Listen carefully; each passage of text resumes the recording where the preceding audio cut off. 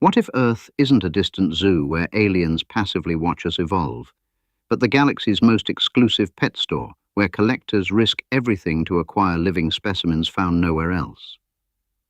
Across the stars, advanced civilizations expend staggering energy and accept lethal perils, radiation storms, time dilation that erases centuries at home, gravitational traps, to make repeated visits to our remote blue world. If they were simply observing, as the classic zoo hypothesis suggests, they wouldn't need to enter our atmosphere, risk detection, or appear in fleeting lights and radar blips.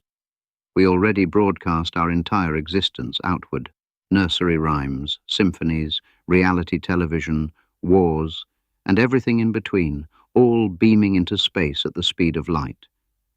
Remote sensors from the Oort cloud or beyond could monitor us indefinitely without ever coming close. Yet sightings persist. Abductions are reported across cultures, and unexplained craft enter our skies. The only compelling reason for such frequent hands-on incursions. Earth offers biological rarities that justify the cost, exotic pets that cannot be replicated or remotely sampled without losing their value. From a galactic vantage point, Earth appears utterly ordinary. A modest rocky planet circling an average yellow star in the quiet Orion Arm, far from the dense core's energy riches. Our basic ingredients, silicate crust, abundant water, nitrogen-oxygen air, are replicated billions of times in exoplanet catalogues compiled by Kepler, TESS, and JWST. Habitable zone worlds with liquid oceans are common. If aliens wanted mere dirt, water, or raw elements, they could harvest asteroids or comets in their own systems without crossing interstellar voids. The immense expenditure of interstellar travel, energy on the scale of stars, risks that could doom entire expeditions, makes casual sightseeing or passive watching illogical. If observation were the goal, cloaked probes at Lagrange points or high orbit would suffice, sipping our radio chatter and optical emissions without ever dipping into the atmosphere or triggering our primitive sensors. The pattern of close approaches and transient phenomena points instead to acquisition. Earth is the sole known source of an astonishing diversity of life forms, making it worth every perilous journey. Earth's biosphere stands as an evolutionary anomaly. Over 4.5 billion years, rare alignments, a collision-formed moon stabilizing our tilt, plate tectonics recycling nutrients and averting climate extremes, 5 punctuated mass extinctions forcing radical leaps, produced not just life but an explosion of complexity. Human catalogues list over 8.7 million eukaryotic species, with microbial diversity potentially in the trillions. Most habitable worlds likely host only microbial mats, simple ocean blooms, or uniform ecosystems. Earth's roster defies expectation. Tardigrades enduring space vacuum, octopuses editing their RNA midlife, jellyfish cycling back to youth, parrots mimicking speech with walnut-sized brains. This variety isn't replicable from afar or in simulations. Live specimens carry irreplaceable genetic, behavioral, and biochemical potential, driving collectors across light years despite the prohibitive costs and dangers. This leads to the pet store paradigm. Earth functions as the galaxy's premier boutique for exotic biological specimens. Advanced travelers, whether scientific guilds, prestige collectors, or commercial networks, accept the astronomical risks because the rewards are unmatched. Interstellar jumps demand resources, rivaling stellar output, and carry existential hazards. Yet the prizes, living rarities that could revolutionize medicine, culture, ecology, or entertainment, make the gamble rational.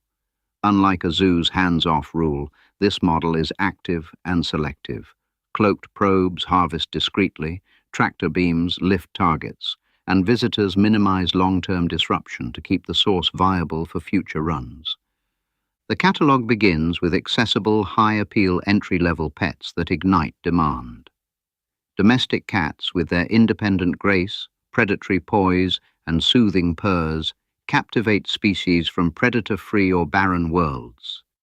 A feline becomes an instant luxury status symbol, its aloof majesty broadcast across alien networks for premiums in rare materials or data. Dogs, engineered over millennia for loyalty and joy, fill emotional gaps in solitary or hive-mind societies. Their tail wags and companionship instincts spawn therapeutic programs or orbital breeding colonies.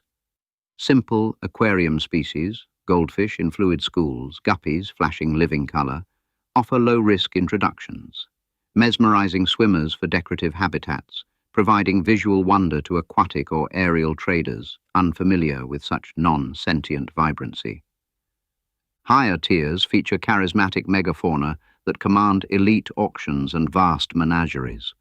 Lions and tigers embody primal power and stealth, prized by warrior castes, or studied for social dynamics, absent in many alien species. Penguins, with tuxedo plumage and cold, hardy huddling, inspire ecological models, fashion trends, or breeding on frozen worlds. Horses hold a special place. Co-evolved with humanity through millennia of partnership, they represent utility, grace, and profound bonding. Mounts for transport, symbols of status, partners in labor and sport. For species lacking large terrestrial herbivores or mammalian social bonds, a horse could transform warfare, agriculture, or therapy. Their strength, intelligence, and trainability make them prime seed stock for export to frontier planets. These specimens are evolutionary masterpieces, adaptations honed over eons that could be bioprospected for compounds, poison dart frog toxins for analgesics, or tech inspiration, platypus electroreception for sensors. Collections are curated. Stealthy, nocturnal, or remote extractions preserve the ecosystem for sustainability. At the pinnacle site human beings, particularly our developmental stages and cognitive traits. Infants and children, with neotenous features, wide eyes, rapid learning, and attachment instincts, trigger near-universal fascination even in non-mammalian biologies. In a galaxy of cloning or spore reproduction, watching a human baby bootstrap consciousness offers unparalleled entertainment, research, or philosophical value. Risks skyrocket. Precise extractions from nurseries or villages to evade detection, but payoffs are immense. Insights into creativity, emotion, and social engineering. Some traders seed embryos on stalled worlds, cultivating divergent lineages for future novelty. Beyond harvesting, visitors may invest in directed seeding, exporting Earth's genetics to barren planets as cosmic agriculture.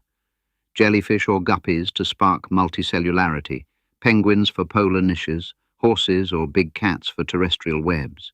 This ensures long-term supply. Pharmaceutical prospecting adds profit. Extremophiles yield molecules for alien cures or enhancements. Yet overharvesting risks collapse, potentially spawning trader regulations, quotas, sanctuaries, stealth mandates, or cartels monopolizing access. As humanity advances, reciprocity looms. We might trade our exotics for alien tech or confront the collectors. In this lens, the universe runs on commerce and curiosity, not conquest or benevolence. Earth's isolation becomes its asset, a hidden boutique worth every risk. As we ponder those silent visitors, one question lingers. Are we observers or the merchandise?